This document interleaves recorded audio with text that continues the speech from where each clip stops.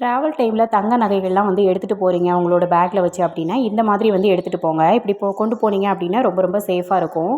அதுக்கு நான் வந்து ஃபஸ்ட்டு வந்து என்ன எடுத்திருக்கேன் அப்படின்னு பார்த்தோன்னா 2 சேஃப்டி பின் வந்து எடுத்திருக்கேன்.